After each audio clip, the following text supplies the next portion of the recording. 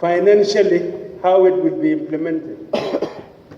How much will it cost? Nobody costed it.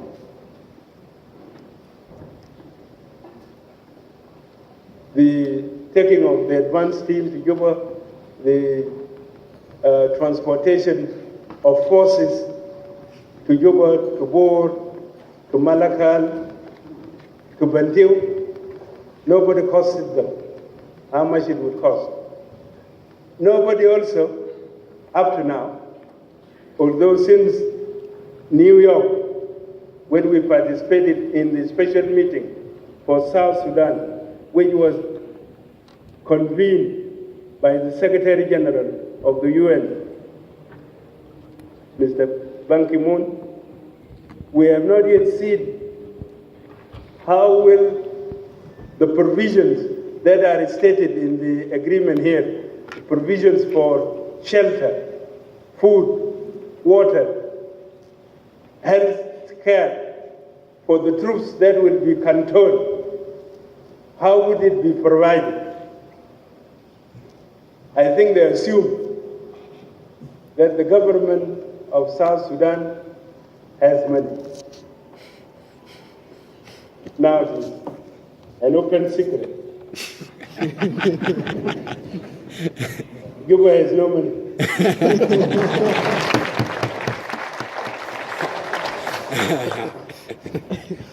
Okay, if Juba has no money to support such a program, where do we get the money?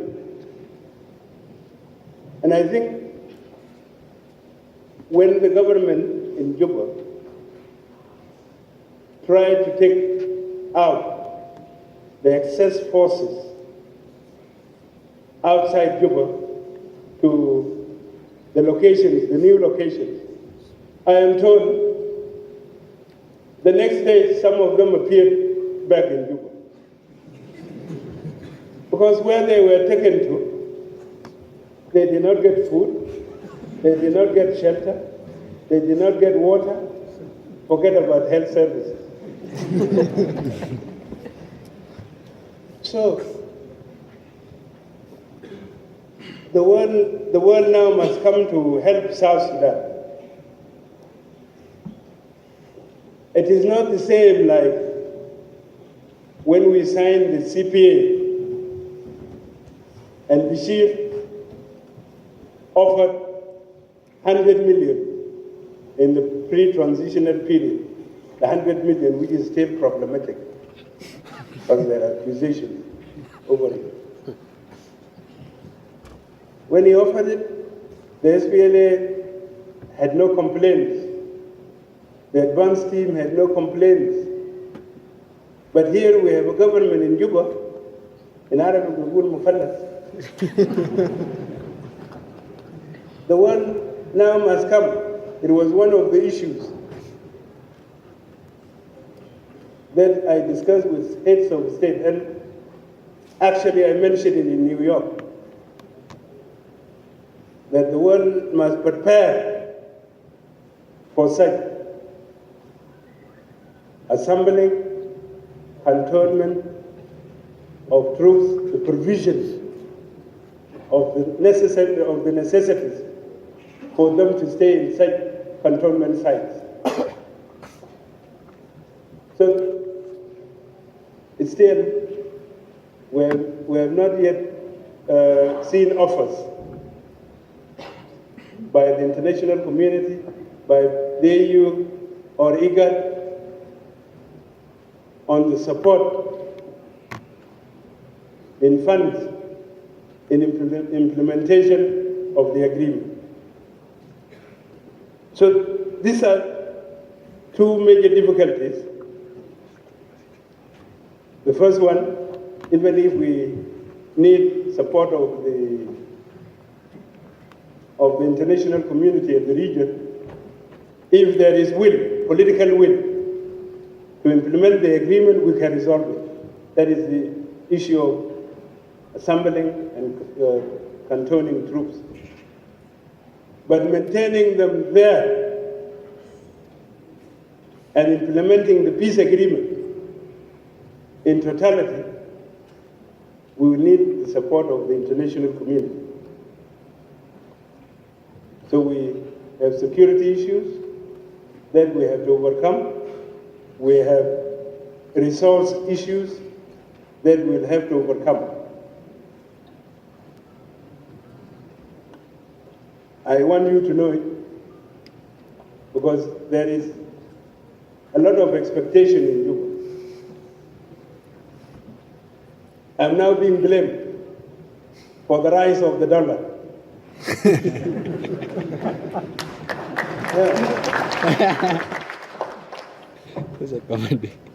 And the blame is in, why are you not in Juba so that the dollar falls?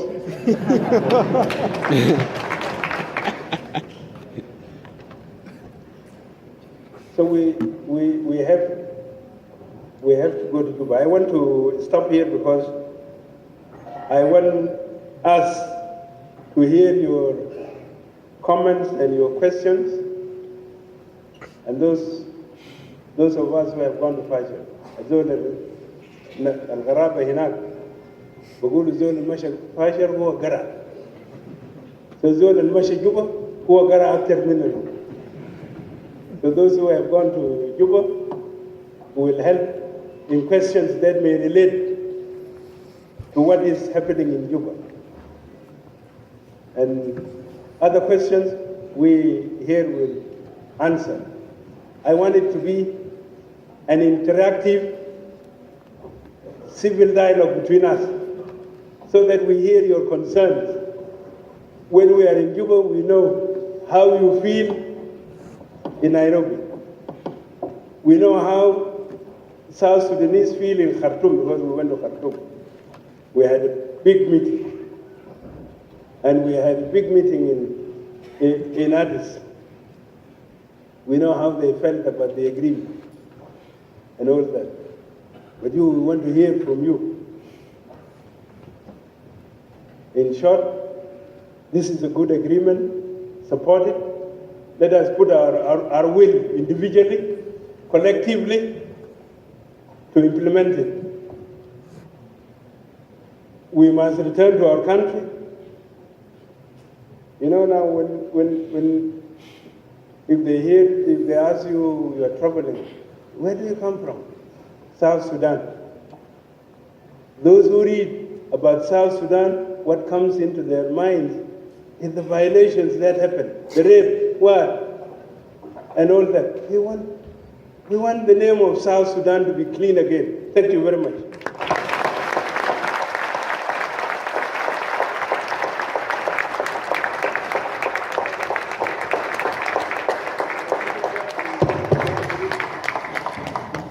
Viva Machar! SPLM! Machar! Well, that's a commercial break.